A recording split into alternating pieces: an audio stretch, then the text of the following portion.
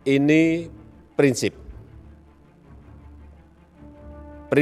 negara kita, Indonesia, yang selalu konsisten dan teguh dalam memperjuangkan dan mendukung kemerdekaan bangsa Palestina dan mendukung penyelesaian two-state solution, negara Israel dan negara Palestina merdeka.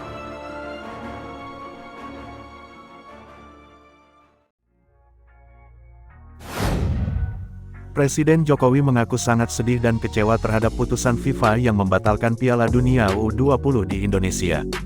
Namun, Jokowi menegaskan menerima keputusan FIFA tersebut. Jokowi sadar bahwa keputusan FIFA membuat banyak masyarakat kecewa. Saya pun sama juga merasakan hal itu, kecewa dan sedih, tapi jangan menghabiskan energi untuk saling menyalahkan satu sama lain dan sebagai bangsa yang besar kita harus melihat ke depan, jangan melihat ke belakang, kata Jokowi dalam paparannya, Kamis, tanggal 30 Maret tahun 2023. FIFA secara resmi memutuskan mencabut status Indonesia sebagai tuan rumah Piala Dunia U20. Keputusan itu disampaikan FIFA melalui situs resminya, Rabu tanggal 29 Maret tahun 2023, menyusul pertemuan antara Presiden FIFA Gianni Infantino dan Ketua Umum PSSI Erick Thohir di Doha, Qatar. Setelah pertemuan tersebut Ketua Umum Persatuan Sepak Bola Seluruh Indonesia PSSI Erick Thohir bertemu dengan Presiden Joko Widodo di Istana Merdeka pada Jumat siang.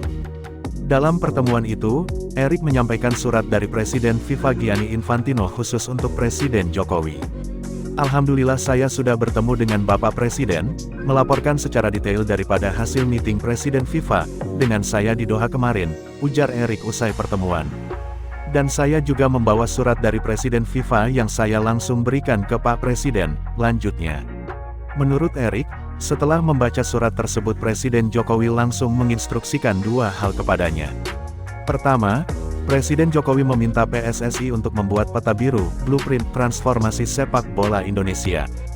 Blueprint itu, menurut Erick, sama dengan yang sudah disampaikan Presiden Jokowi saat dirinya baru saja menjadi Ketua Umum PSSI. Bapak Presiden menekankan ini harus segera selesai dan harus segera disampaikan kepada FIFA, tegasnya. Sejumlah pihak mengkritisi sikap Federasi Sepak Bola Internasional, FIFA, yang memiliki standar ganda atau mendua.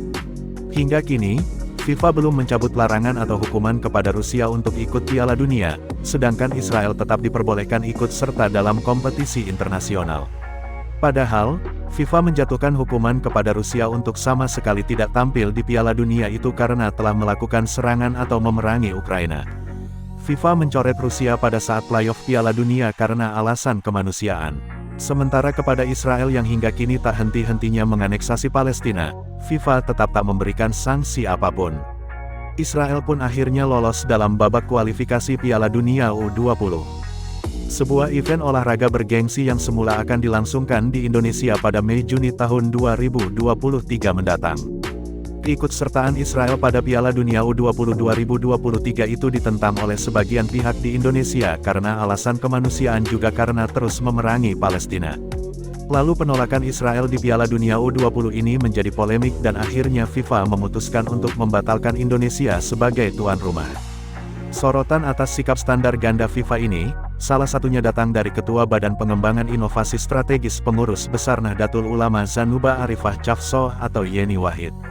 Ia mengatakan, FIFA tak memberlakukan prinsip kesetaraan pada semua negara. FIFA setahu saya masih melarang atlet Rusia untuk ikut bertanding. Bagi saya ini adalah standar ganda, prinsip ekualitas dan inklusivitas tidak diberlakukan setara untuk semua, kata Yeni Wahid dalam takarir gambar di Instagram berjudul, Jangan Hukum Para Atlet, pada Selasa tanggal 28 Maret tahun 2023 lalu. Yeni mengatakan bahwa wajar-wajar saja bila Indonesia mengingatkan FIFA untuk berpegang pada prinsip ekualitas dan inklusivitas. Misalnya ia mengajukan syarat kepada Israel agar berhenti menghambat klub sepak bola Palestina jika ingin bertanding. Ini syarat yang cukup adil. Bagaimanapun, prinsip aksesibel dan inklusif yang diusung FIFA harus betul-betul diterapkan tanpa kecuali, kata Yeni.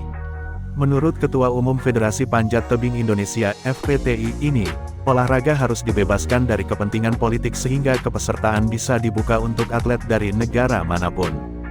Yeni berpandangan bahwa para atlet tidak pernah ikut merancang kebijakan luar negeri bagi negaranya. Sebab dunia mereka hanya olahraga, bukan politik.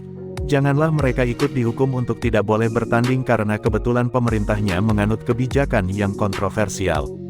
Bebaskan para atlet untuk fokus pada upaya meraih prestasi, ucap Direktur Wahid Foundation itu. Sebagai Ketua Umum FPTI, Yeni mengaku sedang memperjuangkan Rusia agar bisa ikut bertanding di kejuaraan dunia lagi.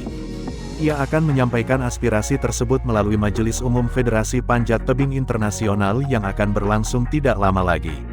Kami dari Federasi Indonesia sedang berkomunikasi dengan Federasi Rusia untuk memperjuangkan keikutsertaan atlet-atlet mereka, kata Putri Presiden keempat RI Kiai Haji Abdurrahman Wahid Gus Dur ini. Diketahui, FIFA semula membatalkan tahapan drawing atau pembagian grup peserta Piala Dunia U20 2023 yang akan digelar di Bali, pada tanggal 31 Maret tahun 2023 besok. Pembatalan itu buntut dari penolakan Gubernur Bali Iwayan Koster terhadap gelaran Piala Dunia U20 apabila Israel ikut bertanding. Ia mengirim surat penolakan itu kepada Kementerian Pemuda dan Olahraga Kemenpora, pada tanggal 14 Maret tahun 2023. Penolakan gubernur itu sama dengan membatalkan garansi penyelenggaraan yang telah dikeluarkan pemerintah Provinsi Bali. Kemudian Presiden Jokowi meminta Ketua Umum PSSI Erick Thohir untuk menemui Presiden FIFA di Doha, Qatar. Hasil pertemuan itu adalah Indonesia dinyatakan batal menjadi tuan rumah Piala Dunia U20.